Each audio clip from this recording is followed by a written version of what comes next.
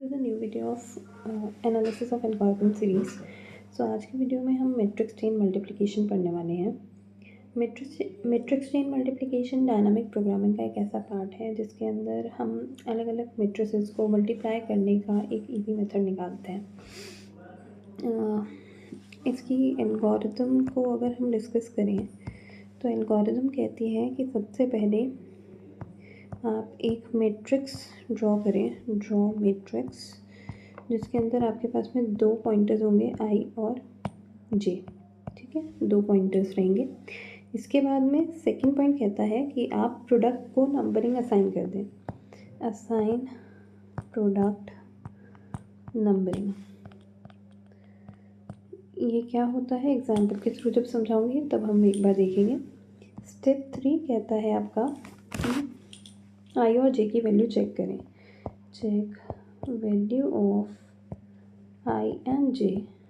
और इसमें क्या चेक करना है, that if I is equal to जे, तो उस केस में आपको वैल्यू रिटर्न करनी है।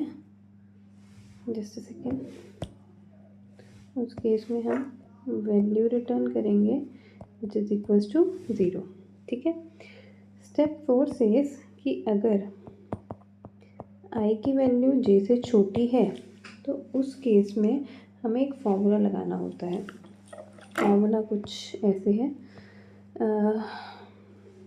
फॉर्मूला है आपका do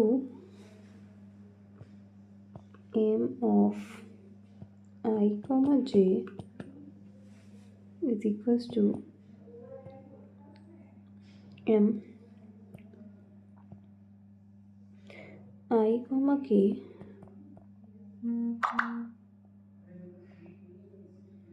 plus m k plus 1 comma j, k plus 1 comma J.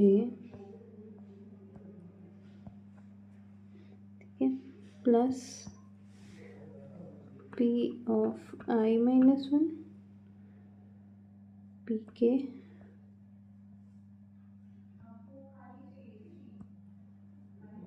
Just a second,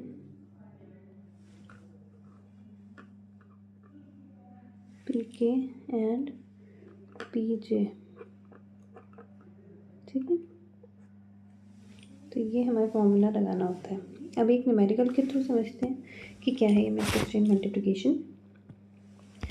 matrix chain multiplication में आपको जैसे क्वेश्चन दे रखा है जिसके अंदर आपको कुछ मैट्रिसेस के कॉस्ट दे रखी हैं। 4 हो गई, 10 हो गई, 3 हो गई, 12 हो गई, सपोज 20 हो गई और एक और दे देते हैं 7।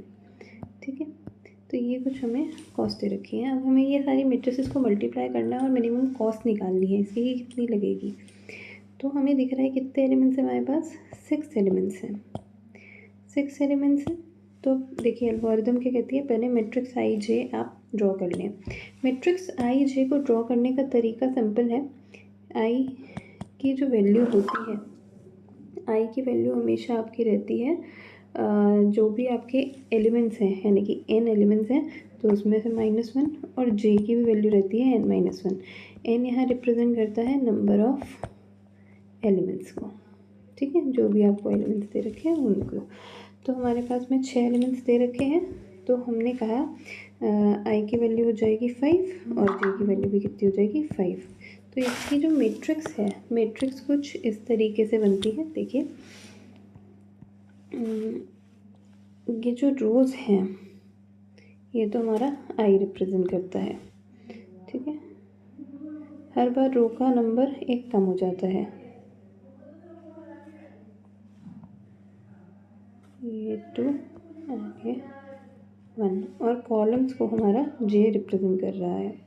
ठीक, तो ये हमारे आई तो है रोज़ को रिप्रेजेंट करना और जे कॉलम्स को रिप्रेजेंट करेगा। अब यहाँ पर वापस से जाते हैं हमारे क्वेश्चन पे। सेकंड स्टेप कहता है प्रोडक्ट नंबरिंग असाइन कर दीजिए। प्रोडक्ट नंबरिंग आप एलिमेंट्स को असाइन करते हैं। फॉर एग्जांपल जैसे आपका पहला एलिमेंट है उसको आप कहेंगे P0। ठीक है, P0, तो P0 की वैल्यू क्या हो गई 4। सेकेंड एलिमेंट है आपका P1 की हो गई 10। नेक्स्ट है P2 जिसकी 3 है वैल्यू। P3 ये है आपका 12। देन P4 इसकी है आपकी वैल्यू 20 एंड लास्ट है आपका P5 जिसकी वैल्यू है 7। ठीक है, हमने प्रोडक्ट नंबरिंग भी असाइन कर दी। प्रोडक्ट नंबरिंग असाइन करने के बाद इसने कहा वैल्यू चेक करो आई और जे की, और अगर दोनों सेम आ रही हैं, इक्वल आ रही हैं, उस केस में आप क्या करें, वैल्यू रिटर्न कर दें वैल्यू 0। तो देखिए अगर हम इसमें बात करें तो यहाँ 1, ये 2, ये 3, ये 4 एंड ये 5 है। यहाँ पे 1 2 3 4 एंड 5 है। ठीक है, आई और जे की वैल्यू दोनों 1 1 आ रही है, इसको हम 0 सेट कर देंगे। आई और जे की वैल्यू यहाँ पे 2 और 2 आ रही है, ये 0 हो जाएगा। आई की वैल्यू यहाँ 3, जे की वैल्यू यहाँ 3 सेम आ रही है, 0। आई की वैल्यू 4, जे की वैल्यू 4 यहाँ सेम आ रही है तो 0। आई की वैल्यू 5, जे की वैल्यू 5 दोनों सेम आ रही है तो 0 सेट हो जाएगा। ये करने के बाद में नेक्स्ट स्टेप हमारा कहता है अगर आई जे से छोटा है उस केस में हमें ये फॉर्मूला लगाना है। ठीक है, तो आई जे से छोटा है मतलब आई की वैल्यू कितनी है 2, जे की वैल्यू कितनी है 1, तो हमारा आई जे से छोटा है। सॉरी, जे की वैल्यू है 2, आई की वैल्यू है 1, तो आई की वैल्यू जब 1 है, जे की वैल्यू जब 2 है, उस केस में हमें दिख रहा है कि I is smaller than to जे। उसके इसने कहा फॉर्मूला लगाओ। फॉर्मूला क्या था हमारा? फॉर्मूला हमारा कहता है do m of i comma j equals to m of i comma k plus m of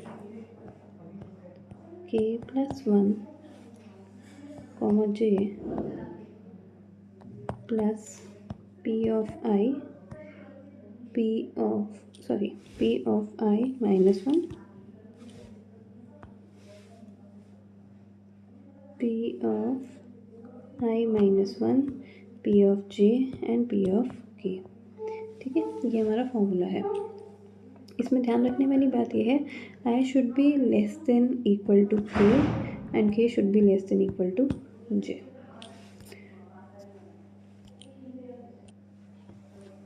तो अगर हम देखें तो हम यहाँ कह रहे हैं कि आई की वैल्यू 1 है, जे की वैल्यू 2 है, तो हमें m1, 2 की वैल्यू निकालनी है। उसको निकालने के लिए हम अगर वैल्यूज़ डालें फॉर्मूला में तो m आई कॉमा के, आई की वैल्यू कितनी है हमारी आई की वैल्यू है 1, के अब इसने कहा i should be less than equals to k less than equals to जे, तो मतलब आई और जे के बीच में कहीं के लाई करता है।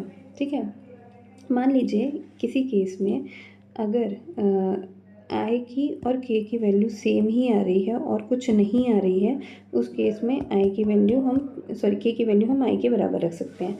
लेकिन अगर ऐसा कुछ हुआ कि आई के लिए हमारे पास कुछ सेट ऑफ नंबर्स आ रहे हैं और के की वैल्यू निकालनी है, ठीक है, तो आई की वैल्यू को छोड़ते हुए बाकी के बचे हुए नंबर्स में से जो भी मिनिमम नंबर होगा वही हमारी के की वैल्यू रहती है। ठीक, तो हमने क्या किया, अब यहाँ पर क्योंकि आई जे देखो के लेस देन इक्वल्स टू जे नहीं आएगा, सॉरी यहाँ सिर्फ लेस देन टू जे आएगा। अब जो आपका के है वो जे से तो छोटा होना चाहिए, मतलब 2 से तो छोटा ही रहना चाहिए, आई के बराबर हो सकता है, तो 1 ही बचता है। ठीक है, और आई 1 है ही, तो इसका मतलब इस केस में आई और के की वैल्यू सेम रहेगी। तो हमें यहाँ क्या करना है, आई कॉमा के, तो के की वैल्यू हम ले रहे हैं यहाँ इस केस में 1। ठीक, इसके बाद में हमारा आता है फॉर्मूला में आगे आई comma k plus m k plus 1 plus m k plus 1, मतलब के की वैल्यू 1 रखी है तो 1 प्लस 1 हो गया 2, कॉमा जे की वैल्यू भी कितनी है 2। ठीक है, plus p of i minus 1, तो पी ऑफ आई की वैल्यू कितनी है हमारी 1 है, 1 माइनस 1 हो गई 0। फिर उसके बाद पी के की वैल्यू हमने 1 रखी है, पी जे तो जे की वैल्यू हमने 2 रखी है। ये हमें निकालना है। अगर हम मैट्रिक्स को देखें तो ये कह रहा है मैट्रिक्स में पोजीशन 1,1, मैट्रिक्स में पोजीशन 2,2 की वैल्यू निकालो। मैट्रिक्स में पोजीशन 1,1 की वैल्यू कितनी आ रही है 0, तो हम यहाँ पे इसकी वैल्यू रख सकते हैं 0। सिमिलर वे में मैट्रिक्स में 2,2 की वैल्यू कितनी आ रही है 0, तो हम यहाँ पे भी क्या रख सकते हैं 0, plus product of 0, product of 0 कितना है 4, मल्टीप्लाइड बाय प्रोडक्ट ऑफ 1 कितना है 10, मल्टीप्लाइड बाय प्रोडक्ट ऑफ 2 कितना है हमारा 3। तो अगर हम इसको सॉल्व करते हैं तो ये आता है हमारा 120।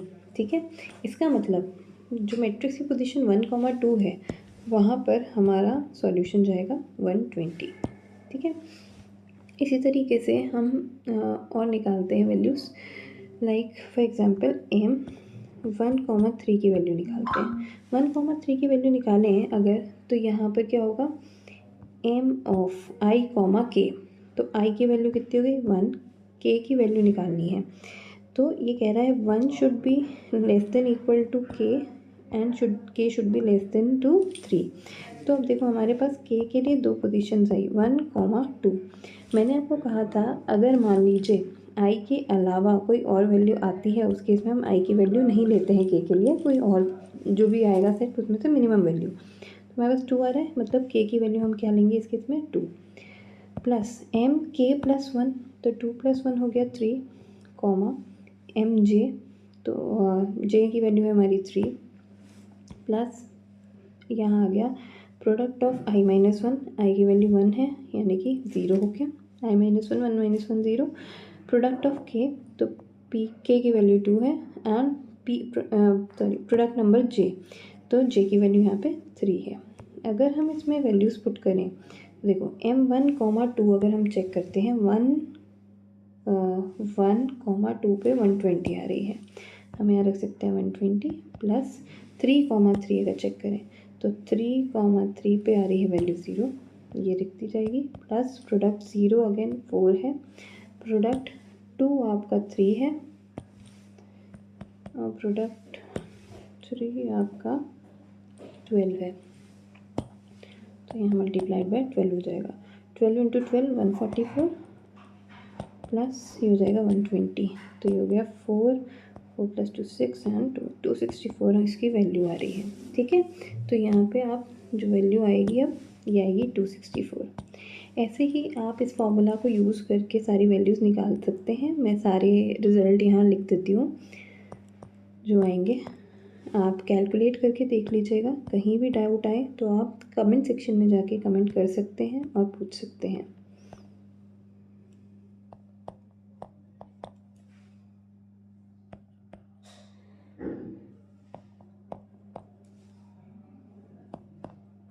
आई होप आपको ये मैट्रिक्स चेन मल्टीप्लिकेशन समझ में आया होगा।